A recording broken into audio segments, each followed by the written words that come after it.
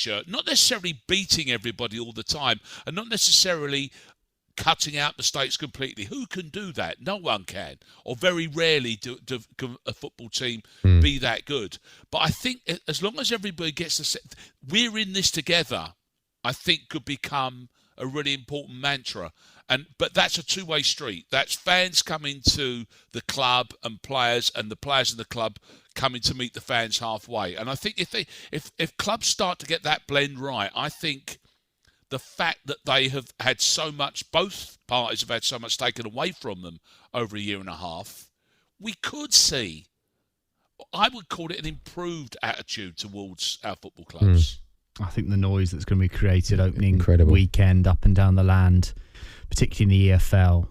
I mean, after we've heard of fans that will continue to pay their season ticket money to keep their football club going. Yes, exactly. Well, in response to that, as a thank you to that, go and put a performance in opening weekend. That's all you can, as a footballer, that's all really you're in control of. Yeah, and I say that there'll be players nervous that fans are coming back. Now, if I was at a football club... You've said to me before, I don't know how I would have managed. Yeah, I don't. At Crystal Palace, when I was there, I would have been buzzing, looking forward to the fans returning. It depends what form you think you're in and what the supporters see you as a player. If they don't like you, and look, if you're a player, you know if the supporters don't like you, you'd be a bit concerned. But my advice, and what I would said to my old self if I was still there, is make them like you. Show them what they've missed for the last 18 months, 2 years. Go out, put on a performance, give every single thing, not just for the football club and the football shirt, for the supporters, which pay their hard-earned money, like you said, paying for season tickets just to keep the football club afloat. They deserve performances now, and I think 99% of football players will know that, and they'll go out and put on a performance. Great stuff. Right, up next, still another hour to go this lunchtime on the Dial's only dedicated EFL show on TalkSport 2. We're going to bring you our in-depth interview with the Oxford United defender and new chair of the PFA, John Massinio. We spoke first thing this morning. He speaks brilliantly on England, changing perspectives with the Players Association and his new deal with Oxford United. We bring that to you next. On DAB+, online. Fixing a broken chair instead of buying a new one is another change you could make to be more sustainable. One's hard, one's not so hard, but both help. Change a bit for good. IKEA, the wonderful everyday. At Tesco, we know it's been a tough year, so relax, ease into summer, and have yourself a barbecue with pre-marinated meats where all that's needed is succulent chicken breasts marinated in mango, coconut and lime juice. Delicious pork loin steaks glazed with sticky maple syrup. Bring a world of exciting flavours to your grill with the Fire Pit Barbecue range exclusively at Tesco. Every little helps. Available in the majority of larger stores while stocks last. On DAB+, online, via the TalkSport app and on your smart speaker. This is the EFL Show on TalkSport 2.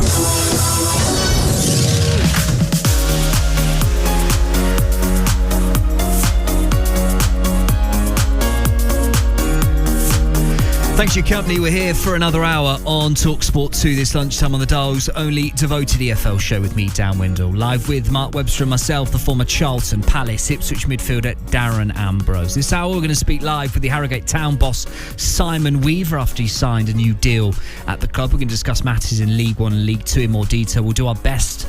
I say we'll do our best to try and get to the bottom of the latest at Swindon Town. But first this hour, let's hear from the Oxford United defender and new chair of the PFA, John Massinio.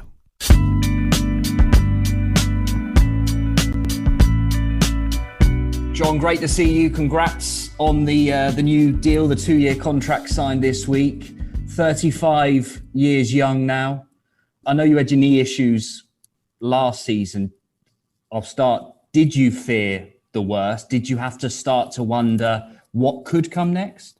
Yeah, I mean, definitely. When I first did my knee, I think, you get the sort of the flood of emotion coming in and immediately a pretty stark reaction to what you might be facing because you're sort of sitting there unable to move with quite a bit of pain. So, yeah, those thoughts definitely did come into my mind. and persisted throughout. I think for the first couple of months of rehab, probably into the third month. But it wasn't until, I guess, around March or April time where I got back out on the grass and I realised that physically I felt in a very good place, and the rehab went really well. A couple of minor setbacks, but apart from that, everything went really well. And that was what was really driving my decision going forward, is just how I felt physically.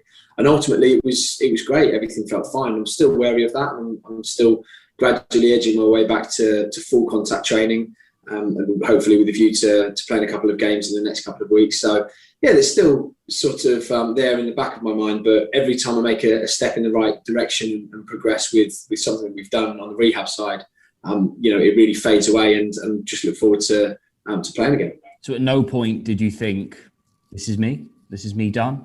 Yeah, I mean, early on, I had those doubts. I didn't think definitively I was done, but I thought, if I don't come back as strong as I would like to come back, and there's a lot of factors that would possibly be out of my control, how the surgery goes, how the knee reacts, and like you say, age is a factor.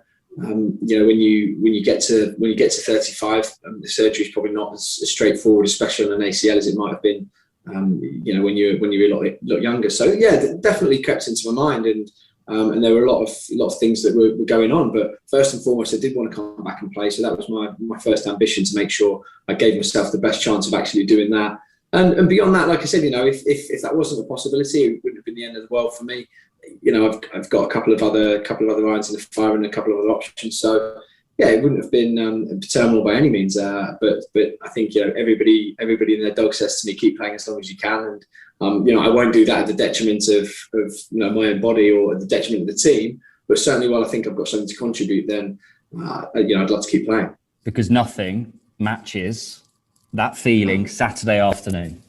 Yeah, ultimately, that's what every player lives for, and that's why that's why there's such a passion in this country for football, and most people would swap their jobs, whatever it is, to have 90 minutes on the pitch, and you understand why. The sort of the energy, the desire, everything that you get from stepping across the white line. And I know it sounds very cliched, but it's all really true. There's no better feeling than the ball hitting the back of the net. There's no better feeling than winning a game. I think it puts you on a high that I've never been able to replicate in my life with anything else. And that's true. And you get the opportunity every Saturday afternoon to be able to do that. So I think everything you hear is pretty much true. And as cliched as it is, that's fortunately or unfortunately the way that things go. How much does it mean, John, that Carl Robinson, the gaffer, of course, the club, continue to see the value in your presence around the place, the impact you can still have at the club, signing you to a 2-year deal as well? Yeah, I mean, the manager's always been brilliant with me ever since I came in terms of not just the playing side, but also what he expected from me and the relationship that we've had on the other side of it. And we've got a really close working relationship. And hopefully that benefits the manager as well as it benefits me, because there's a lot of things that the players aren't particularly comfortable going to the manager and the staff about. And sometimes the manager does want to get a gauge of what's actually going on in the dressing room. Obviously not betraying any confidences, but just an overall picture of what the lads are thinking, where they're at. And it's really useful, I think, to have that connection.